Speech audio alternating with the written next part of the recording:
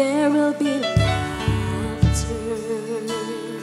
Where there is darkness, your light will shine bright. For the old has passed away, and this is a brand new day. You are God, you are God, you are so glorious, you are so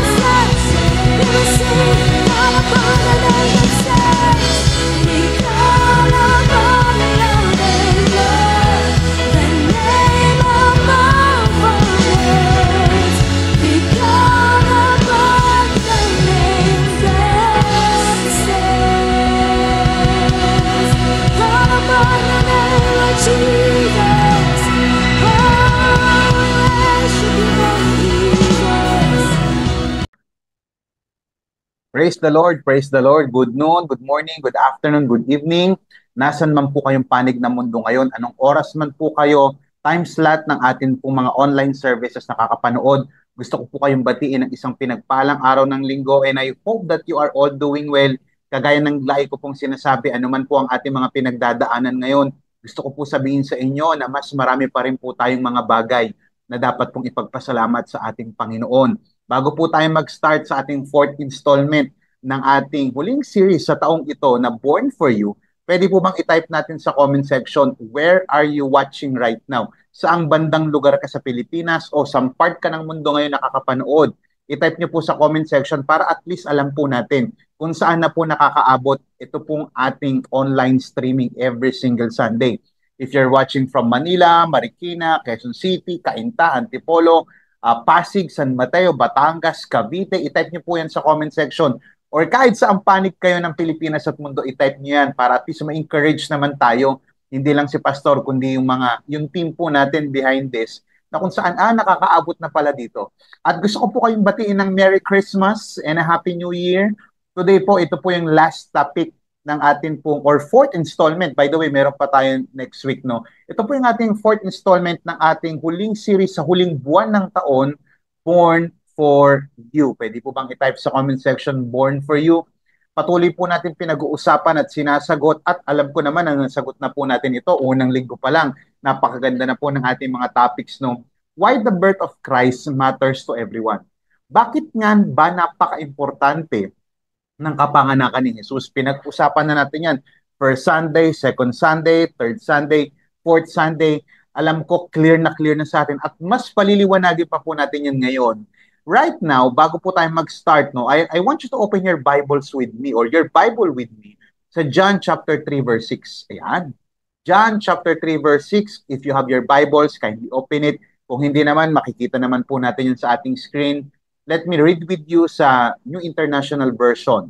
Sabi po ng John chapter 3 verse 16, For God so loved the world that He gave His one and only Son, that whoever believes in Him shall not perish but have eternal life. Purihin po ang Panginoon sa pagkakabasa ng kanyang salita. Palakpakan natin si Lord or mag ano kayo dyan, emoji kayo ng nagka-clap or mag-type kayo ng amen para sa pagkakabasa ng salita ng ating Panginoon. Ito pong John 3:16 were written by the Apostle John. At ito po ay para sa mga Christians and non-Christians na gustong makilala itong si Jesus at doon sa mga Christian na para mas makilala pa yung pagiging Son of God ni Jesus Christ. At ito pong John chapter 3 verse 16 is one of the most well-known verse in the Bible. Kung hindi man pinaka kilala is, pwede naman natin sabihin isa sa pinaka kilalang verses. And as a matter of fact, isa to sa mga natututunan sa ating kids ministries, Sunday school, matanda o bata, alam itong verse na ito. John 3:16 is one of the most well-known, kung hindi man most, no, kundi one of the most well-known verses in the Bible. Ito pong John chapter 3 verse 16 ay part po siya ng malaking context, no. Ito po ay John chapter 3 verse 16, pero kung babasahin niyo po yung John chapter 3, ito po ay parte po ng conversation ni Jesus Christ kay Nicodemus. Sino si Nicodemus? Isa po siyang Pharisee na kung saan ini-explain ni Jesus Christ yung konsepto po ng pagiging born again. At ini-explain po ni Jesus Christ yan kay Nicodemus. At hindi lang yung pagiging born again o paano maging born again, kundi yung significance ng tinatawag po nating salvation. Ito pong verse na ito, verse 16 lang ang pag-uusapan natin sa linggong ito. Itong verse na ito ay nagpapakita ng lalim po. Pakitype sa comment section, lalim. Nagpapakita ng lalim. Itong verse na to, this verse 16 alone, nagpapakita po ng lalim ng pagmamahal ng Panginoon Diyos sa buong sangsinuko. Ibig sabihin, sa buong humanity.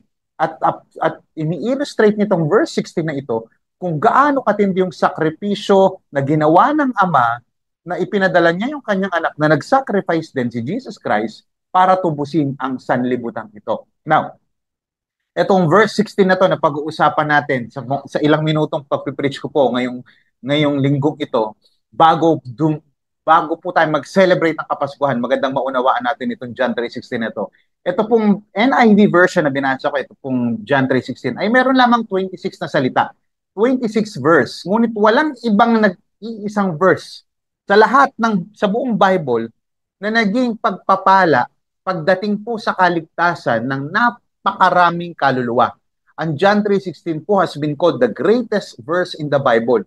Kaya hindi na ako nagtataka, sikat na sikat itong verse kahit sa ibang religion, kasi napaka-importante ng mga sinasabi niyang bagay. At no wonder, ang sabi dito ni Martin Luther, no, sabi niya, the Bible in miniature. Kumbaga, kung isa-summarize mo daw ang buong Bible, punta ka sa John chapter 3 verse 16. Sinabi rin ng isang theologian na si Dr. John MacArthur, sabi din po niya, John 3:16, the most familiar and beloved verse in all of Scripture. Kasi po itong John 3:16 na ito, isang verse lamang ito, niulit ko, part ng isang malaking story na kung saan buong John chapter 3, pero 16 yung babasahin natin, ay naglalaman po ng napakatindi, malawak po na thoughts sa isang bagsakan lang na sentence o sa isang statement lang.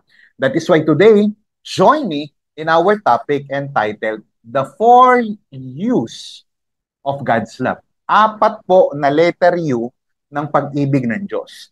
Now, I want you to understand that the birth of Jesus reveals the four U's, apat na U of God's love. Ano nga ba yung apat na letter U ng pag-ibig ng Diyos na lumalaman o nandito nakapaloob po sa John chapter 3, verse 16. Basahin po natin sa verse 16. Sabi po ng Bible, for, everybody type that in the chat, for, F-O-R, for, hindi po itong number 4, for, F-O-R, for God so loved the world that He gave His one and only Son, that whoever believes in Him shall not perish but have eternal life. Number 1, unang yun ng pag-ibig ng Diyos. Number 1 is unstoppable love.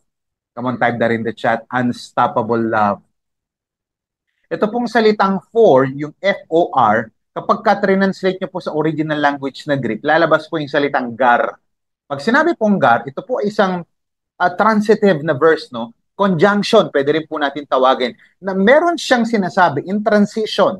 Ito pong for, a transitive word, it transition or prepares the reader, hinahanda niya, tinatransition niya yung mga nagbabasa, patungkol doon sa understanding ng gospel at patungkol sa importanteng katotohanan sa gospel.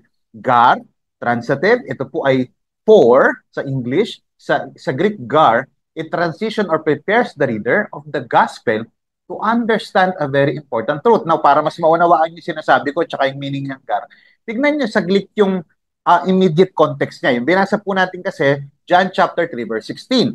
Bago ka po makabasa ng verse 16, merong verse 15. Bago ka makabasa ng verse 15, may verse 14. So, para makuha natin yung context, punta tayo sa John chapter 3, verse 14, 15, and 16. Sabi dyan, as Moses lifted up the bronze snake on a pole in the desert, in the same way, the Son of Man must be lifted up so that everyone who believes in Him may have eternal life.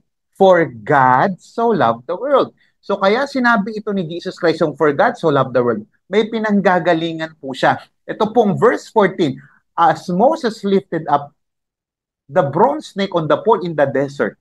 Now, tignan niyo yung context yan. Yung immediate context niyan, kinuha po yan sa Old Testament passage sa Book of Numbers. Makikita niyo yung picture dyan, yung illustration. Ito po yan ay galing po sa Book of Numbers chapter 21, verses 6 through 9. Ito ay kwento tungkol sa tansong ahas, yung bronze snake, makikita nyo dyan. Kaya sa mga medical na mga schools, at saka sa mga medical logo, parang may stick, tapos may snake. Dyan po hango yan, may bronze snake, na maaari nilang tignan noong unang panahon kapag ka nakagat sila ng makabandag na ahas. Now, ang tanong, bakit sila kinakagat? Doon po sa Numbers chapter 21, sa buong 21 kung babasahin nyo, yung mga Israelites po, when they were wandering in the wilderness, in the desert, for 40 years, dapat ang pagtungtong nila, pagpunta nila ng promised land, 11 days lang. Kaya lang dahil sa kanilang unbelief, sa kanilang pagko-complain at sa kanilang rebellious heart and attitudes, si God po ay nagpadala at gumamit ng isang plague o salot, plagues of snake, na kung saan pinaparusahan sila sa kanilang unbelief, complaining, and rebellious spirit. Kaya sila nandoon, nung nandun po sila sa disyerto, kabi-kabila yung lumalabas, biglang nagsulputan yung mga ahas, kinakagat sila. At doon po sa wilderness, sa disyerto na kanilang nilalakaran, ang dami pong ahas na kinakagat sila. Yung iba po, nagtatago doon sa ilalim ng buhangin at na-attack na lang sila from different directions. Now, ang mga Israelites and even ang mga Egyptians, meron po silang matinding takot pagdating sa ahas. Kasi kapag nakagat ka po noong unang panahon ng isang venomous snake, minsan mabagal lang yung kamatayan at magsasuffer ka talaga. Now, dahil sa katigasan ng ulo ng mga Israelites, sabi ni God, o yan, gumawa ka ng ano. Sabi niya kay Moses, gawa ka ng bronze na snake. Every time na nakagat sila, tumingin sila dyan. Kapag sumunod sila at nakita nila yan, doon sila gagaling.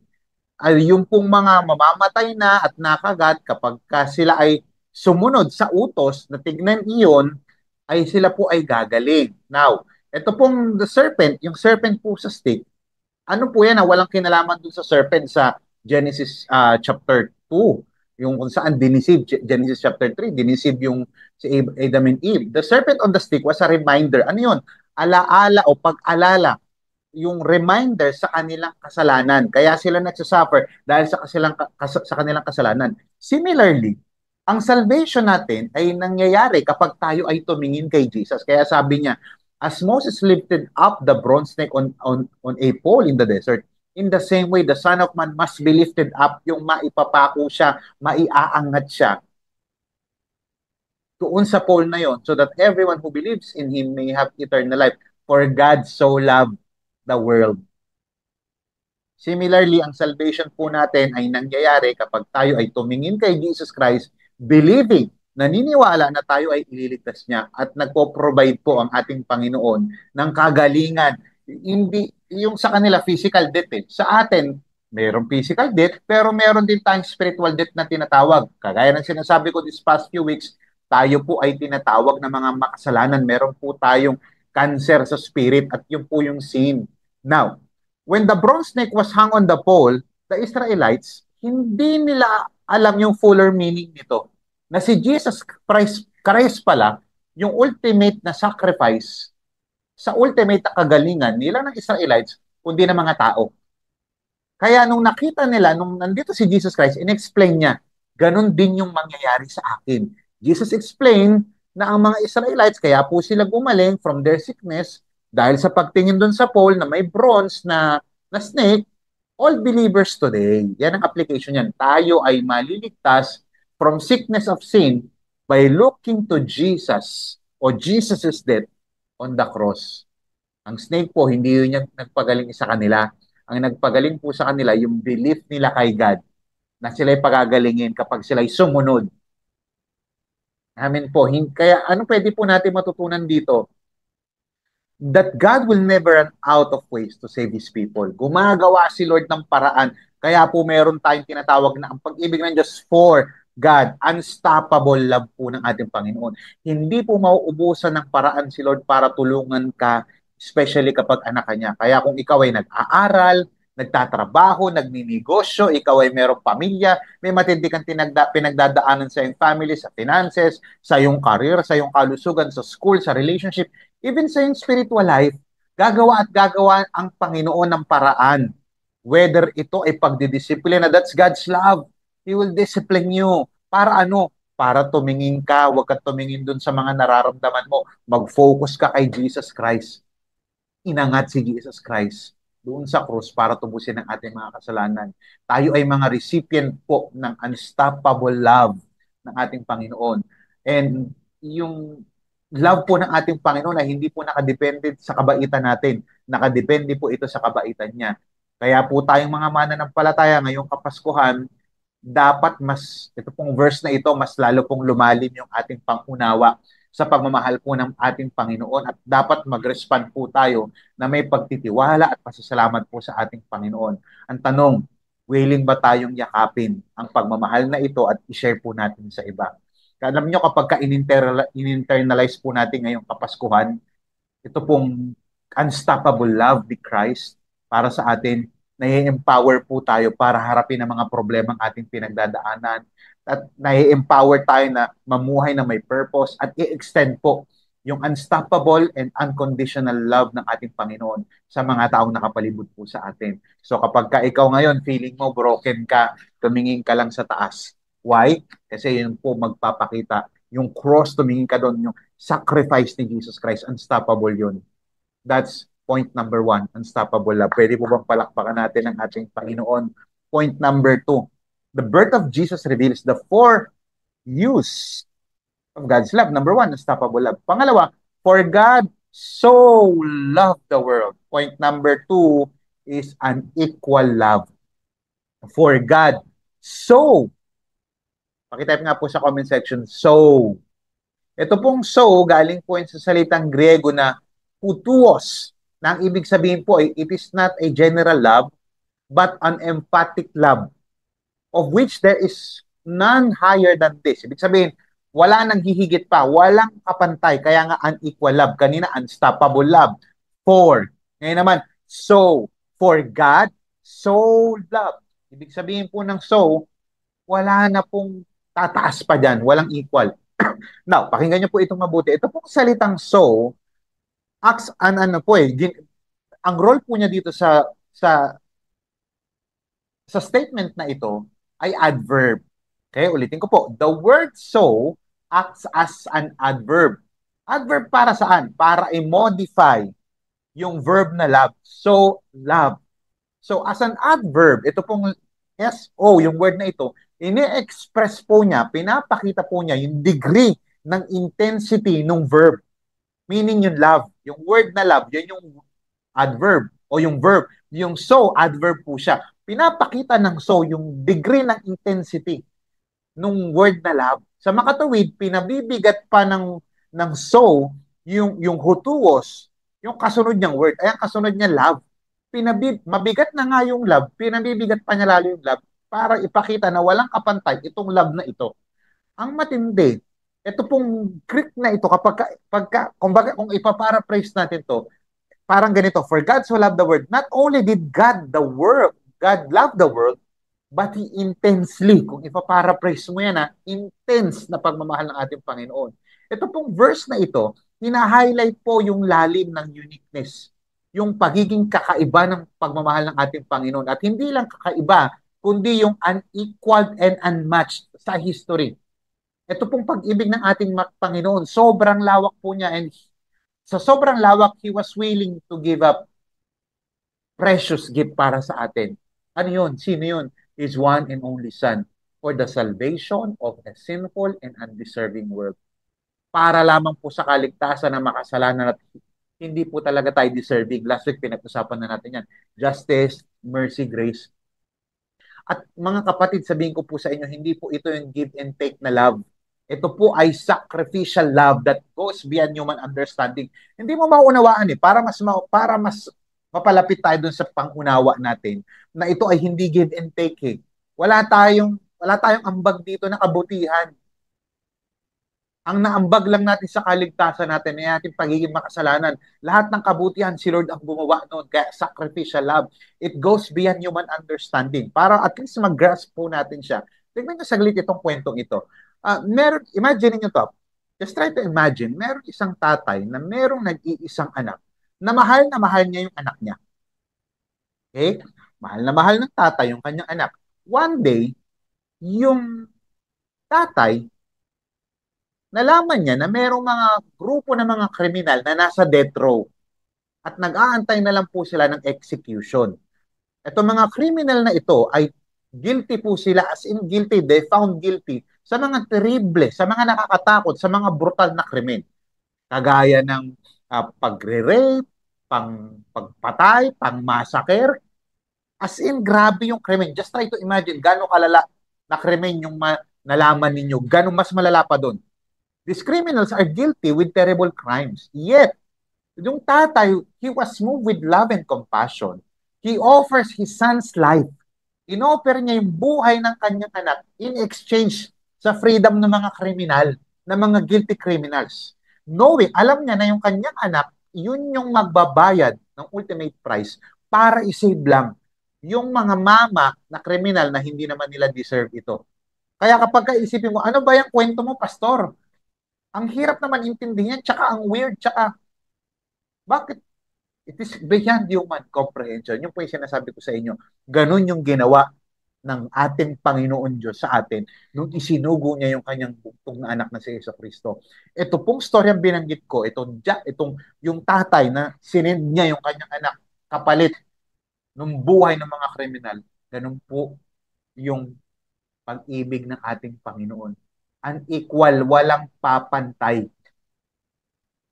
na pag-ibig po ng ating Panginoon. Kaya nga po, 'di ba, sabi po dun sa istorya na binanggit po natin kanina, matindi ang ginawa ng tatay. Ito po ay reflection ng ginawa ng ating Panginoon. God gave His Son hindi para doon sa mababait at mabubuting tao. Lahat po tayo dito nakagawa tayo ng mali. Whether sobrang tindi o hindi matindi, lahat po tayo nagkasala-sala pa ng ating Panginoon. Dinemonstrate po ng Ama yung kanyang pag-ibig sa atin nung kanyang ipinadala ang kanyang bugtong na anak, si Yeso Kristo. Hindi mo mauunawaan doon sa story na yon. Parang grabe naman yun. Ba't niya binigay? Hindi naman sila deserving eh. Ganun po tayo. Bakit ibibigay?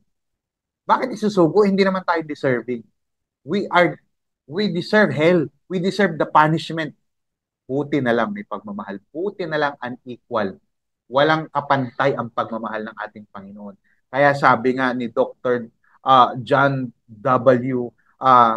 Tweedale, isa po siyang academic dean at professor sa isang theological college or Reformed Bible College. Sabi niya, a solid case can be made for believing that the world refers to the quality of God's love. Listen to this. Sabi niya, ito yung kanyang commentary sa John 3:16. John 3:16 is not about the greatness of the world, but about the greatness of God. Kaya mga kapatid, kung iisipin mo, meron ba akong pag-asang makalapit sa Diyos? Meron pa ba akong pag-asang magbago? Meron pa ba akong pag-asang matuto? Meron pa ba akong pag-asa na mahalin ng Diyos? Ang sagot ay oo. In return, since na nakatanggap po tayo ng pagmamahal ng ating Panginoon ngayong Kapaskuhan, forgive someone who wronged you. Hindi rin niya deserve na habang buhay mong sisihin. Hindi rin deserve niya na, yes, deserve niya na mapanish, na parusahan. Pero dahil nakaranas ka na ng pag-ibig ng Diyos, deserve din niyang mapatawad. Kung humingi ng tawad sa'yo, patawarin mo. Even if they don't deserve it, extend kindness and grace to those whom seem unlovable. Kahit mukhang hindi ka mahal-mahal, dahil minahal ka na ng Diyos at naunawaan mo to, mahalin po natin sila. Palakpakan po natin ang ating Panginoon. Bago po tayo dumako sa point number 3 and point number 4, I want you to hear this message about generosity. Bago po tayo dumako sa third point, let me just share with you in Psalms 24:1, the earth is the Lord's and everything in it, the world and all who live in it. Sabi dito that God owns everything, and reality we all have is from God. He gives according to His purposes and plans. So we will just give a portion of His. Tama ba? And also, paano ba tayo magbibigay? In Colossians 3:17, and whatever you do, whether in word or deed, do it all in the name of the Lord Jesus, giving thanks to God the Father through Him. So whatever we do, we will do it for the Lord. And for that, example is giving. We must be confident that what we're doing glorifies God and honors Him. And syempre, sabi din sa 1 Corinthians 16:1-2, now about the collection for God's people, do what I told the Galatian churches to do on the first day of every week. Each one of you should set aside a sum of money in keeping with your income and saving it up. Giving to the church and the ministry of the gospel is commanded by God. Diba? So, kinaman nun Lord para tayo ay magbigay para sa church. So, alam natin lahat ng yun, no? Paano ba tayo magbibigay? Magbibigay tayo ng mayroong pasasalamat, thoughtfulness, sacrifice, generosity, and joy. Sabi kasi sa 2 Corinthians 9:7, each of you should give what you have decided in your heart to give, not reluctantly or under compulsion, for God loves a cheerful giver. With all that in mind, let us give, doing it for the Lord primarily, and syempre for the church. Come on, let's give.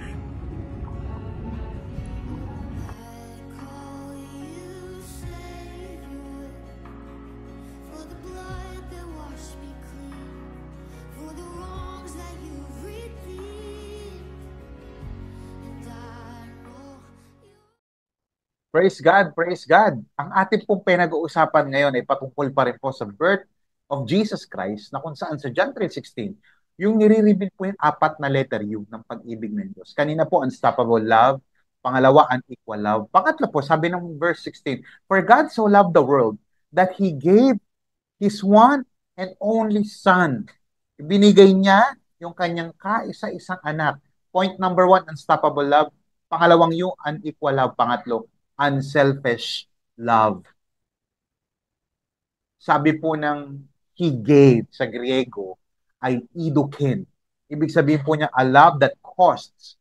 God gave what was most dear to Him. Binigay niya yung pinakamamahal niya, yung pinaka-importante sa kanya. He gave the most important to Him. Ito pong the Greek word na idukin or he gave in English translation is very crucial for us to understand.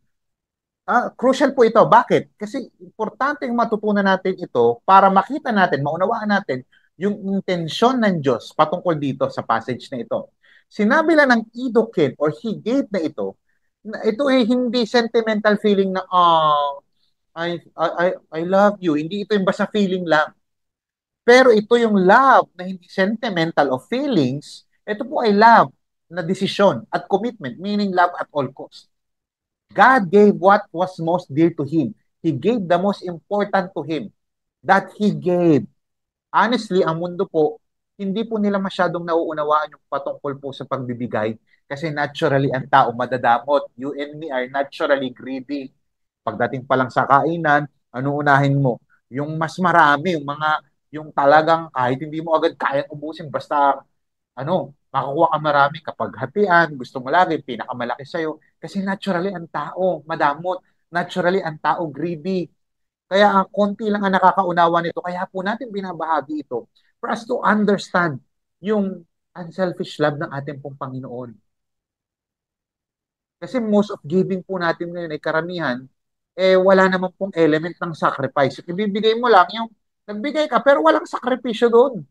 Kumbaga, milyonaryo ka pero bibigay mo piso, walang sakripisyo doon. Pag sinabi pong sacrifice, may bigat. Pag sinabi pong may bigat, yung sakripisyo na kung saan masasaktan ka dahil binigay mo ito. Ito pong phrase na He gave His only begotten Son means the giving act of the Father. Ibig sabihin, yung pagbibigay, yung generosity ng Ama. Yung pagbibigay niya means suffering po yun, hindi po masarap yun. Kung ikaw nga yung in-illustrate ko kanina, kung ikaw tatay, ibibigay mo yung anak mo in exchange doon sa pardo ng mga kriminal. Di ba masakit yun? Madalas na yung isip natin, suffering ng anak. Masakit din po yun. Maipako ka sa krus, masakit yun. Pero wala po minsan nag-isip, paano naman yung naranasang sakit ng tatay? Kala lang natin, yun yung nasaktan kasi siya naman yung pinako, yung tatay nasa langit. Masakit yung ginawa ng anak. Pero hindi natin naisip minsan, natanong ba natin sa isip natin, nasarapan ba yung ama? Definitely no. Ang ating Diyos Ama ay nasaktan. Nag-suffer po siya dahil matagal na panahon sila ay magkakasama, triune God, the Father, the Son, and the Holy Spirit. Tapos bababa itong anak niya sa lupa para magkatawang tao, Diyos na magkakatawang tao, para tubusin ang ating mga kasalanan. Sa isang mundong punong-puno ng kasalanan at sumpa, mawawalay siya. Akala lang natin, nag-suffer ang anak. Yes, totoo po yun. Pero hindi natin minsan naisip ba natin na nag-suffer din ang ama? The love of God is indeed sacrificial. Yan po ang conclusion ko dyan. Unselfish love of God. Yan po dapat din, yan yung trademark ng Diyos sa tao. At kung ikaw ay anak ng Diyos, sinasabi mo, Christian ka, follower ka ni Christ, listen to this very carefully. Unselfish love is the trademark of a life transformed by Christ. Bilang po mga mananampalataya, tinatawag po tayo ng ating Diyos Ama para i-reflect po yung kanyang pag-ibig sa ating mga mahal sa buhay at sa mga taong hindi rin kamahal-mahal. Kaya kung ikaw ay nag-aaral, ikaw ay nagtatrabaho sa kumpanya, nagninegosyo towards your business partners, towards your clients, towards your employees, kung ikaw ay may pamilya, towards your children, towards yourself, towards your friends, towards your relatives, we are called by God to reflect His love towards other people. Ito pong pag-ibig na to, hindi ka po nagka-count na, sige mamahalin kita, sana, Lord ha, iba-blackmail natin si Lord. Hindi ganoon. Hindi po ito, it's not conditional. And ito po ay hindi nakabase kung gaano ka-deserve ng tao mahalin. No, walang taong deserving mahalin ng Diyos. Pero dahil mahal tayo ng Diyos, dahil si God is love, yun po yun. Inahal niya po tayo. We are called to love others just as God loved us sacrificially without expecting anything in return. Kaya tayo po dapat sa loob ng church, tayo nagmamahalan sacrificially. Matututo po tayo magbigay. Kaya po dito po sa ating church, meron po tayong tinatawag na Amazing Hope, Amazing Expansion 2025 sa mga nandirito po. Gusto ko pong sabihin din sa inyo, i-share sa inyo na meron po tayong Amazing Expansion 2025. Last 2023, Amazing Expansion 2023, we were able to bought a brand new air condition system na nagagamit po natin ngayon sa ating church. Amazing Expansion 2024, we were able to, to rent a place na kung saan mas marami nang magagather. Dati kasi sa salas lang, sa garahe. Ngayon, meron na tayong sariling nirerentahan na building. That's Amazing Expansion 2024. Ngayon po, Amazing Expansion 2025 for next year, preparation ito. Baka gusto nyo po mag-join. Sacrificial love, sacrificial giving. Meron po kaming mga nire-reisap ngayon na renovation nitong office, yung ating mga bagong cameras and mics para po mas maganda maihatid ang salita ng Diyos at kung ano-ano pa na pwede po nating i-upgrade po sa ating church. Listen, we are called to love just as God loves us sacrificially. Magsakripisyo po tayo. Ang Kapaskuhan ay patungkol po sa ginawang sakripisyo, hindi lamang ng anak, kundi ginawang sakripisyo rin ng Ama. Palakpakan po natin ang ating Panginoon. Sabi po ni Mother Teresa, naalala ko, if you give what you do not need, it isn't giving. Pero kapag nagbigay ka na kailangan mo, pero binigay mo pa rin, that's giving. The Father gave His Son for us. He gave His only begotten Son for us. Palakpakan po natin ang ating Panginoon. So last point po tayo. Sabi po ng chapter ng verse 16. For God so loved the world that He gave His one and only Son, that whoever, pakitay po sa comment section, whoever believes in Him shall not perish, but have eternal life. Pang-apat po is unlimited love. Pakitype sa comment section, unlimited love. Una, unstoppable love. Pangalawa, unequal love. Pangatlo, unselfish love. Pang-apat, unlimited love. Sa totoo lang, napakarami pong debate po sa word na ito, yung word na whoever, dito sa John chapter 3 verse 16. Sobrang dami ng debate dyan. Marami nagsasabi na hindi para sa buong mundo lang yan, para sa mga elect lang yan, para sa mga pinili lang yan. May katotohanan naman eh. Mahal naman talaga ni Lord yung mga saints. Pero hindi mo maaalis sa Bible na mahal din niya ang mga sinners. Hindi daw para sa lahat yan, para lamang sa mga nananampalataya. Tama naman yun. Mahal niya yung mga nananampalataya, pero mahal din niya yung mga hindi nananampalataya. Pero may katotohanan tayong matutunan na itong whoever na ito, gusto ko maunawaan na yung word po niyan, par. Kanina, gar. Ito naman, par. Ito pong par, sa Greek word po niyan, ay whoever sa English. All, the whole, entire. For God so loved the world. At ang salita pong world sa English word ay matatagpuan niyan sa Book of John alone. Ginamit po ni John yan 77 times sa Gospel of John lang. Hindi po ito patungkol sa sistema ng mundo, hindi po ito patungkol sa math, sa pagiging makamundo. Patungkol po ito sa mismong tao sa mundo. Ang world dito ay mga tao, in fact, lahat po ng tao. Let me tell you this. Pwede ko po bang sabihin sa inyo to? Can I humbly say this?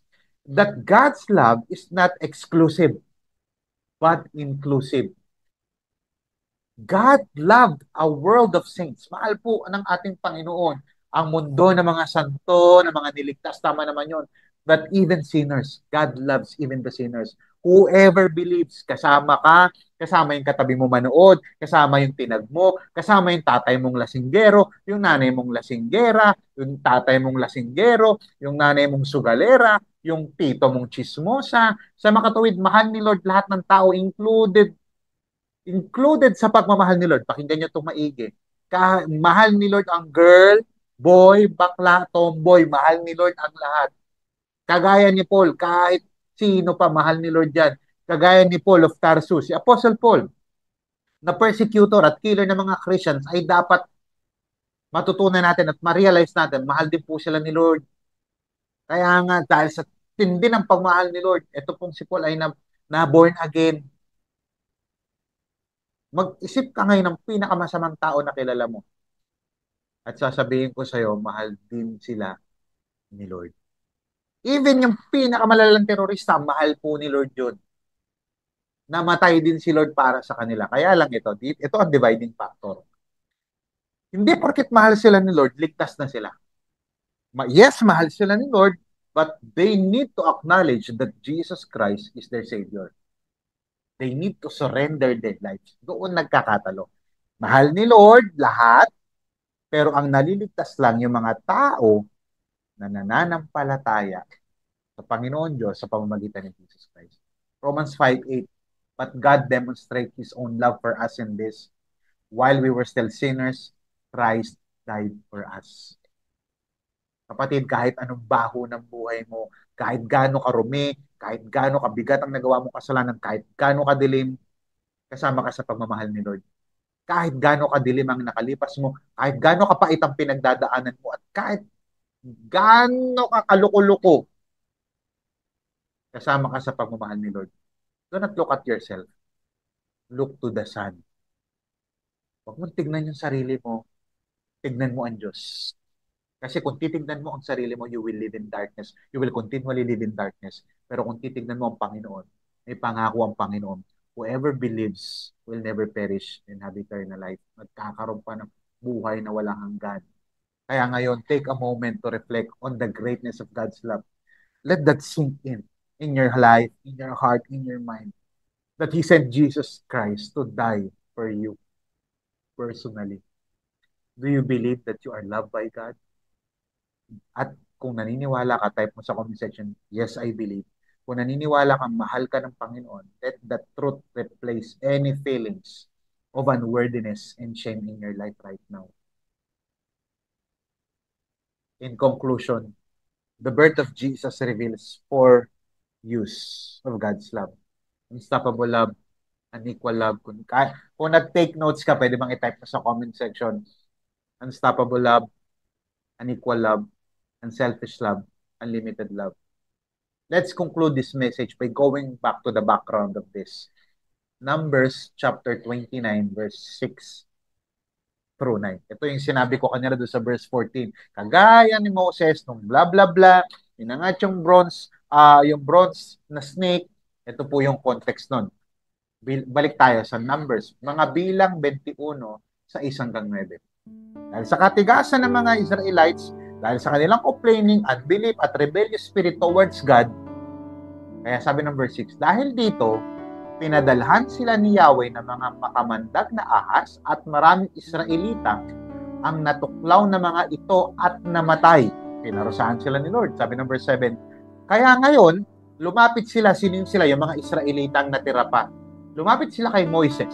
Sinabi nila, nagkasala kami kay Yahweh at sa iyo. Ipanalangin mo kami na kanyang paalisin ang mga ahas na ito. Nanalangin nga si Moises para sa Israel. Sabi po ng verse 8, at ganito ang sagot sa kanya ni Yahweh. Gumawa ka ng isang ahas na tanso, bronze snake, ilagay mo yan sa dulo ng isang mahabang kahoy. Sino mang natuklaw ng ahas, tumingin doon na hindi mamamatay. Verse 9, ganon nga ang ginawa ni Moises. Kaya lahat ng natuklaw ng ahas ay tumingin sa ahas na tanso at hindi nga namatay. Again, kaya sila pinarusahan dahil sa katigasan ng kanilang ulo, they have sinned against God, at kaya sila pinapatingin doon, wala ang kagalingan doon sa bronze. Yung bronze na snake, pinapakita lang yung kanilang mga nagawang kasalanan. Yun yung kasalanang nagawa nila, kaya sila pinagtututuklaw. Again, do not look at yourself. Tumingin kayo doon sa pinapaningin ko. That's obedience. Now, kaya sinasabi po ng John 3:16, for God so loved the world that He gave His one and only Son, that whoever believes in Him will not perish but have eternal life. Ulitin ko, Do not look at yourself. Kay Jesus Christ ka tumingin. Yung pangako na eternal life, makakamtan mo kung kay Jesus ka mananampalataya at hindi sa nagawa mo. Kapatid, marami tayo naging sablay. Meron tayong kagat na sumpa. Kinagat din tayo. We have been cursed by this sin, by this disease called sin. Meron po tayong spiritual cancer. Makasalanan po tayong lahat. Hindi ko sinabing huwag na natin i-deal itong sin na ito. What I'm trying is this. What I'm trying to point is this. If you look to your sin, araw-araw, makasalanan ako, ganito ako, baka hindi na ako tanggapin ni Lord, ayoko muna mag-church kasi hindi ako perfect, tsaka na ako mag-church kapag perfect na ako. If you look to your sin, you will see only darkness. But if you look to Jesus, you will see only grace. His love never fails. Sabi nga po nung kanta, His love never fails, never gives up, never runs out on. Let us pray. Panginoon Diyos, alam ko po may kinakausap ka sa umaga, tanghali, gabi. Depende anong oras nanonood ang taong ito o nakakapakinig. May kinakausap ka po ngayon na isang tao na nakukonvict na sa kanyang mga nagagawang kasalanan. Lord, I pray that this moment, tumingin siya kay Jesus Christ para sa kanyang kaligtasan, para sa kanyang restoration. Lord, I pray for salvation right now. If you're that person, sa tingin mo may kagat-kagat sa'yo, merong kamandag ang kamatayan sa'yo, may kamandag ang kalungkutan, may kumagat sa'yong kamandag ng takot, and ultimately kasalanan na hindi mo ma-overcome at gusto mo isuko ang buhay mo ngayon, nahihirapan ka na, you need salvation. Sabihin mo lang, Lord, I admit that I am a sinner. I believe that my good works cannot save me. I am putting my faith in you, on the finished work of Jesus on the cross. And I confess that starting today, as a sign of my salvation, I'm gonna follow you. I'm gonna commit my life to you. I'm gonna commit my life to a life group. My life to a life group, to a mentor, na kung saan tutulong sa akin para mas makilala kita. Kasama ako sa community nito. Lord, starting today, help me, by your grace, help me to follow you. Lord, I pray for restoration sa mga nananampalataya sa inyo na bumagsak, na punong-puno ngayon ng karumihan, na feeling nila hindi na sila makaka-bounce back o makakabawi o makakabalik. Lord, patunayan niyo po sa kanila na sila ay mali at kayo po ay tama.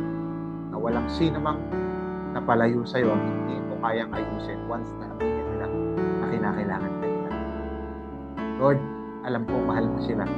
At yung unstoppable love mo, unequal love mo, selfish and limited love mo ay available sa mga tao even up to now. Maraming salamat po for restoration, provision, and Lord, reconciliation. Ito po aming dalangin sa pangalan ni Jesus. Amen. Amen. Palakpakan po natin ang ating Panginoon. Type niyo po sa comment section, I am blessed. This is Pastor Paul of Amazing of Crossover Campus. See you again next Sunday for our 5th installment ng ating pong series for the month of December, Born for You. Be excited. Ayun po yung aking last message bago po tayo sumalubong sa 2025. God bless you and have a nice weekend. Merry Christmas! Type nyo sa comment section, Merry Christmas!